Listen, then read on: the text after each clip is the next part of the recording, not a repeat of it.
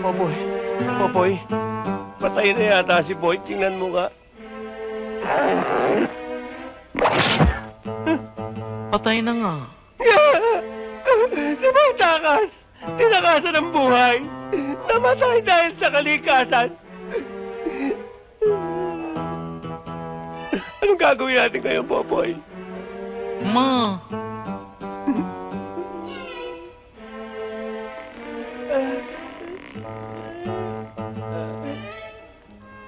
Sana manalo naman ako.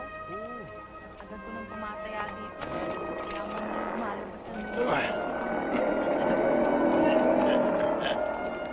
Teka muna, Popoy. sigurado ka.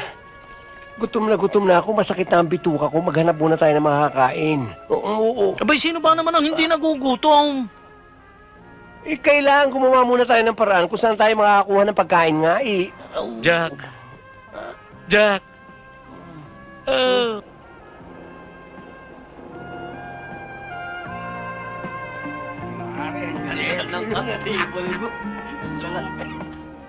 Ikaw talaga, oh.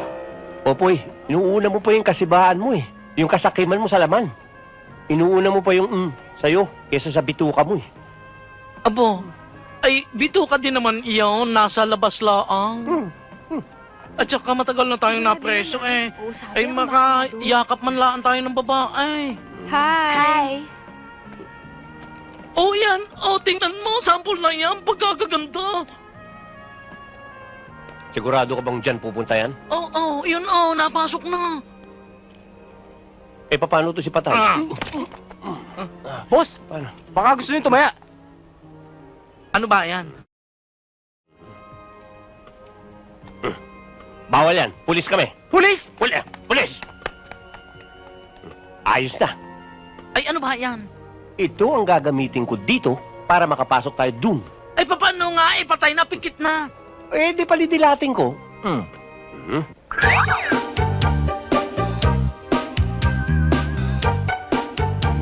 Yaran.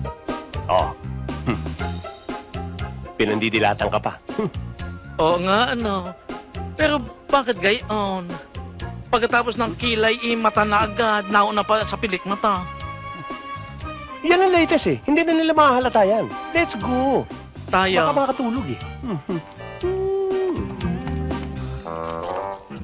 Oh, makinig kayong mabuti sa kwento ko at tignan nyo kung anong aral ang mapupulot nyo, okay? Good. Ito ay tungkol sa malungkot na prinsipe.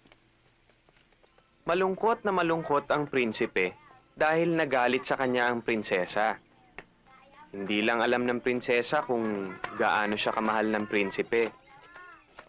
Kaya lang, hindi malaman ng prinsipe kung paano siya hihingi ng tawad sa prinsesa. Sarah? Oo nga, Sarah.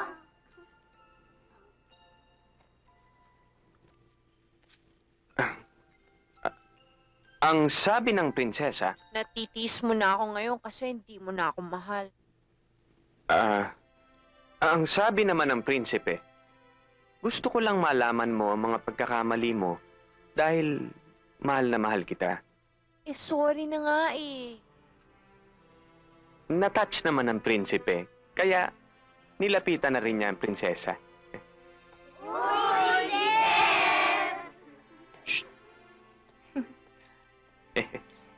Pati na tayo.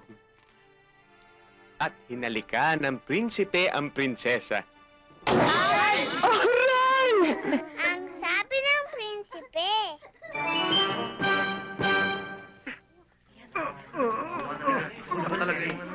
Oh my God!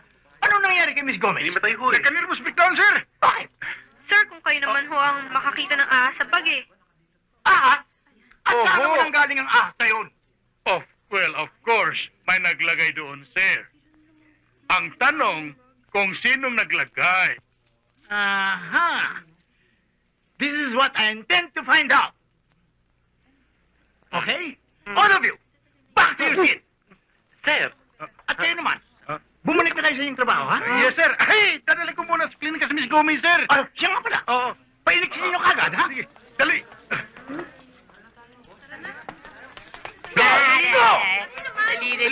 Please, please, please. All right? I want a straight answer. Pards, gusto niya yata magrumitado ni Mr. Dakuy-Kuy. Yaman mo siya. Tingnan natin kung hanggang saan siya. Pare, principal natin yan, ha? Eh ano? Kahit na principal pa siya. Sino ang naglagay ng ahas sa bag ni Miss Gomez? Come on, come on, come on, come on. Come on. I'm waiting, I'm waiting. Ikaw, Miss Geraldine Cruz, Sir? sino ang naglagay ng ahas sa loob ng bag ni Miss Gomez? Sir, di ko alam. Wala kaming alam dyan. Naku sir, wala kami dyan ha. Baka may pinagtatakpan ka lamang, kaya ganoon. Sir, sino naman ang pagtatakpan ko? Isang kapatid kaya? Sir, are you by any chance insinuating that? I'm not insinuating anything, Mr. Tomas Cruz. Sir, correction lang. Tom Cruise. The fact is, isa ka sa mga naglagay ng ahas. Eh sir, pinagbibintangan niyo ho kami. Wala naman kayo katibayan. Oo nga naman sir. Malaking kalokohan yung ginagawa niyo. Masama yan. Okay. Alright. Walang isa man sa inyo ang lalabas sa kwartong ito hanggat walang nagsasabi ng totoo. It's unfair! It's unfair! It's